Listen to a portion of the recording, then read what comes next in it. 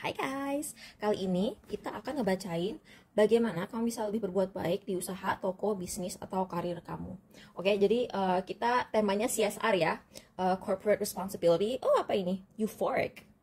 Euphoric. Oke, jadi ini tadi nggak sengaja jatuh karena aku tuh kan sekarang lagi pakai ini nih, lagi pakai kartu-kartu, kertas-kertas, apa namanya?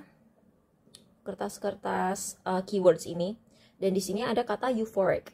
Dan euphoric di sini kayaknya euforia gitu ya. Kita kan lagi di suasana Ramadan nih. Pasti banyak orang yang pengen tiba-tiba berbuat baik gitu kan. Biasanya nggak peduli, tiba-tiba peduli gitu kan. Cuman ya gimana ya, kadang-kadang rasanya tuh kalau orang cuman sekedar ngikutin euforia gitu, ya sorry to say gitu, kadang-kadang tuh kayak kesannya tuh hanya memanfaatkan situasi untuk bikin konten. Jadi di sini aku akan fokus gimana kamu bisa berbuat baik tanpa harus dipamerin di sosmed gitu. Karena kalau misalnya kita menyantuni orang gitu ya, terus kayak mukanya yang penerima sumbangan kita rekam, terus kita masukin di sosmed kita, kasihan mereka nggak sih? Kayak iya sih, kita bangga gitu, udah kayak menyantuni mereka, tapi kayak mereka tuh kayak kesannya tuh kayak cuman kita manfaatkan untuk properti syuting gitu, kayak kayak dia tuh kayak ondel-ondel aja yang kita arak-arakin cuman untuk membuat kita merasa seperti ini loh gue orang baik hati, ini loh gue sedekah, ini loh gue tuh berhati mulia, ini loh gue Ramadan ngasih-ngasih ke ini. Ya gimana ya, kan kalau nggak salah ada tuh ya perkataan kalau misalnya ngasih pakai tangan kanan, tangan kirinya nggak usah ngeliat gitu. Jadi apa yang bisa kamu lakukan, low profile gitu ya, yang nggak usah di, ya yang bisa gimana ya. Jadi gini, kita kan kalau misalnya usaha atau berkarir gitu ya, itu kan kita pasti menghasilkan. Kita pasti pengennya tuh kayak usaha kita tuh memberi sesuatu ke orang gitu. Jadi terutama buat kita yang usahanya tuh kayak ya gimana ya, usahanya tuh yang happy gitu, kayak misalnya jual apa gitu yang sebenarnya misalnya jual tas branded gitu, kamu jual tas branded gitu ya, mohon maaf gitu, kayak kamu kan bukan, kita misalnya jualan perhiasan resin gitu, kita kan tidak menyelamatkan nyawa orang gitu kan. Kita tuh kan bukan bukan tim SAR, kita bukan paramedis, kita bukan damkar gitu. Jadi kayak kadang-kadang kalau misalnya kontribusi kita ke lingkungan tuh apa gitu kan, pasti pengen ya punya kontribusi. Cuman kadang-kadang kita dalam berkontribusi itu sekalian dijadiin konten. Jadi di sini Avenger dalam keadaan kebalik, shadow attribute resorting to violence in the name of a cause. Oh,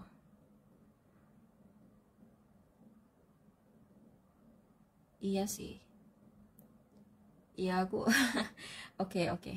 Resorting to violence in the name of a cause. Jadi menggunakan kekerasan untuk memajukan sebuah apa ya, tujuan, sebuah cause. Itu kayak misalnya kamu peduli lingkungan gitu, tapi kamu peduli lingkungannya itu dengan terlalu fanatik gitu. Kayak apa ya? Kayak SJW, tapi SJW yang terlalu, yang keterlaluan gitu. Jadi kita di reading ini akan menghindari perbuatan-perbuatan yang seperti itu, karena tentunya itu kayak merusak.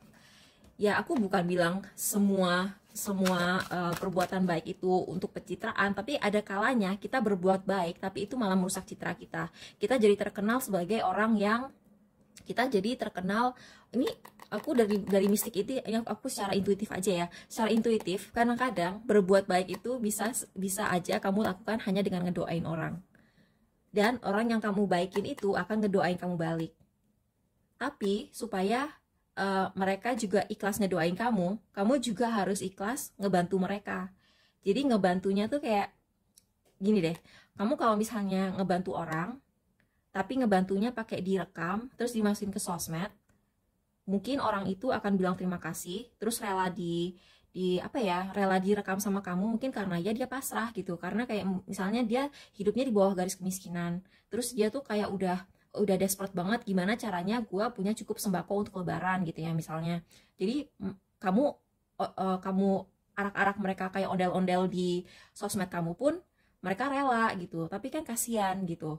Dan kayaknya kalau misalnya mereka di lubuk hati mereka yang paling dalam, mereka tuh tersakiti gitu ya. Hitungannya kan kalau misalnya kamu ngarak-ngarak orang kayak begitu, kamu kan dengan cara lain kamu tuh sebenarnya menzolimi mereka gitu. Jadi kayak iya sih, kesannya tuh kamu kayak sedekah ke mereka, tapi sebenarnya kalau kamu membuat mereka nggak nyaman dengan masukin mereka ke sosmed gitu, jatuhnya tuh kamu menzolimi mereka gitu. Takutnya uh, mungkin mereka, ya aku nggak bilang mereka akan ngedoain kamu yang jelek-jelek, enggak, mereka pasti bilang terima kasih, mereka pasti sangat bersyukur gitu, tapi mungkin Tuhan tuh pasti ngedengerin sakit hati mereka gitu. Jadi walaupun mereka secara sadar bilang Tuhan kasih balikin rezeki mereka gitu, misalnya tingkatin rezeki mereka yang udah ngasih aku sembako gitu ya misalnya, tapi Tuhan mungkin kayak ngedengerin juga gitu sakit hati mereka ketika mereka diarak-arak seperti itu dan dibuat nggak nyaman gitu. Jadi kayak intinya sih kayak kita kalau lagi berbuat baik itu kayaknya kita harus lebih fokus sama membuat orang itu nyaman, bukan bukan fokus gimana ya cara gue bikin bikin video yang bikin gue terlihat ini doanya aku taruh sini ya. Jadi ini berbuat baik, tapi ini kan tadi dalam keadaan terbalik, ini berbuat baik tapi malah kelihatan buruk. Kalau yang mistik ini ada hubungannya sama doa gitu ya. Jadi gimana caranya kita berbuat baik tapi kita berfokus sama perasaannya itu orang yang nerima. Jadi kayak kita tuh fokusnya tuh ke dia, bukan ke kita. Jangan fokus ke gimana cara kita dapat footage yang bagus untuk sosmed kita, gimana caranya supaya angle fotonya pas kita lagi nyerahin barang ke dia itu bagus, tapi lebih ke nanyain kabar mereka. Kayak misalnya gini, ada mbok-mbok gitu ya di pasar yang sering kamu lewatin gitu, daripada kamu foto dia, mendingan kamu ngajak ngobrol 20 menit gitu.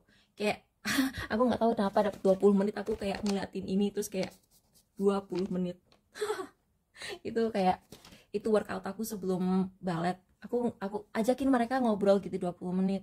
Ibu gimana kabarnya gitu, gimana puasanya lancar bla bla bla gitu. Jadi jangan kayak nggak usah direkam, sumpah nggak usah direkam. Mendingan kamu tuh bikin mereka happy gitu, bikin mereka happy, tanyain gimana kabarnya, tanyain anaknya berapa, gimana kayak apa gitu, tapi bikin mereka nyaman. Jangan cuma mikirin gimana cara bikin konten yang bagus. Itu sih yang aku dapat dari 2 kartu ini.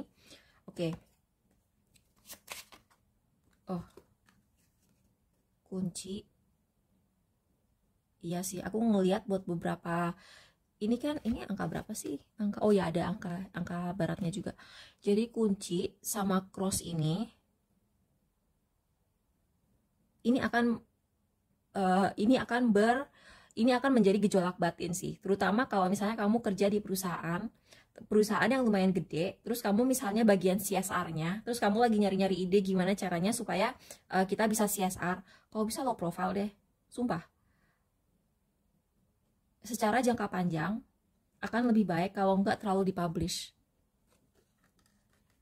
Misalnya gini, gimana ya bilangnya ya, ini susah banget sih. Ini akan susah banget buat kalian yang memang pekerjaannya tuh dibagi di divisi CSR-nya sebuah perusahaan. Karena fungsinya CSR itu seperti public relations. Itu kayak kayak pengen nunjukin ke masyarakat kita baik loh. Kalau misalnya kalian beli di kita, sebagian keuntungannya kita saluran ke orang-orang ini loh gitu. Tapi kadang-kadang orang yang nerimanya itu kayaknya mungkin doanya nggak akan semantap orang yang disantuni tapi tanpa pamer gitu. Men. Tapi ya, secara jangka panjang, kalau misalnya kamu berani melakukan CSR tanpa dipublish di sosmed, orang akan ngomongin kamu dari mulut ke mulut, dan reputasi kamu akan jauh lebih positif dan jauh lebih jangka panjang dibandingkan kalau misalnya kamu posting di tuh. Itu ini aku nggak tahu ini karma atau memang, tapi sumpah nggak akan ada ruginya kalau tidak kamu publish.